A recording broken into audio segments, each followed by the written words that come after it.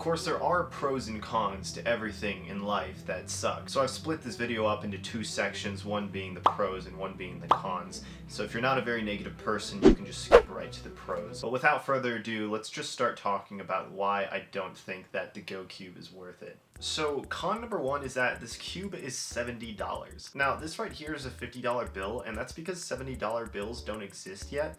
I also don't have $70. We sort of have to question why the cube is $70. First of all, it's magnetic, which is expensive to produce. Second of all, it's Bluetooth. This is a very unique puzzle. So why would it be an issue that it's $70? It just kind of makes sense. I'm still going to say that it's a problem that this cube is $70 because one, I pay taxes every year, and two, it kind of bleeds into the second problem with this cube.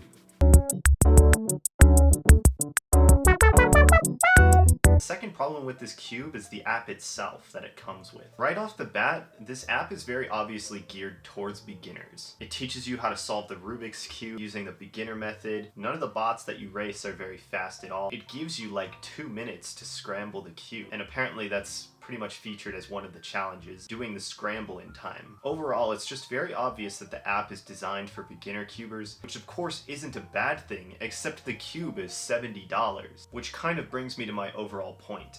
This cube should very much be designed more so for advanced cubers, but like I said, it's geared towards beginners, because as we all know, beginners are far more likely to buy a $70 cube for their first cube. Alright, so problem number 3 here is that I'm wearing a different shirt from the last scene, and that's because this is a different day and continuity is for the week. So let's get into the actual third problem with this cube, and that is you need to have friends in order to use one of the main features. See, one of the main reasons that I wanted this cube was because it was going to allow me to race against people from all across the world. But then it turned out that the people that I was racing were bots. Just check this out.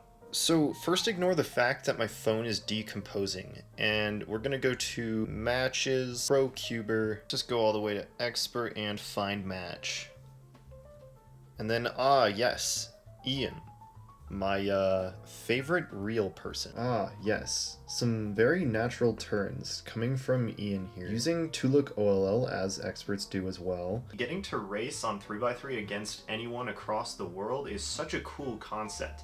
And honestly, if it were an actual feature, I feel that I'd dedicate a lot more time to getting faster because I don't know who I'd be up against. But unfortunately with the app, I get put up against people that aren't real and they use the layer by layer method, which is cringe.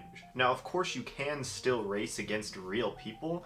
However, you'd kind of have to coordinate getting online with somebody at the same time, and in order to do that, you need to have friends. And honestly, at this point, if you have friends in 2022, please tell me how you did that, because I don't know how to do that. Honestly, enough of the negativity here, guys. Let's start getting into some of the pros with this cube. So pro number 1 is actually with the cube itself.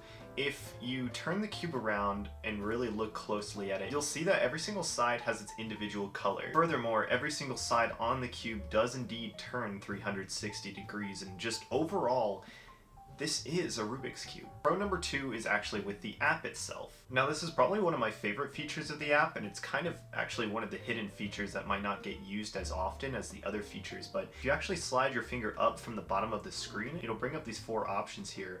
And if you click the square on the far right side and swipe to the right or the left, you can actually close the app and never use it again. Alright, so pro number 3 is that if you actually click and hold the app, you can move the app around on your screen like this and bring it up to the delete option, which is probably one of the more useful features of the app that doesn't get used all that often. Alright, and finally, the fourth and probably best part about this cube is that if you actually go to thecubicle.com, there's this little Easter egg that not many people know about. If you go to the Contact Us section, you can file for a return on your puzzle that you ordered. And honestly, out of everything about this cube, this is probably my favorite part. Alright everybody, so those are all of the pros and cons to this cube. I hope you enjoyed this video, and if this video was useful in helping you decide whether or not you wanted to get this cube, please make sure to leave a like and subscribe. Also, if you've made it this far into the video, please be sure to leave a comment on which cube you think I should do a pros and cons video for next.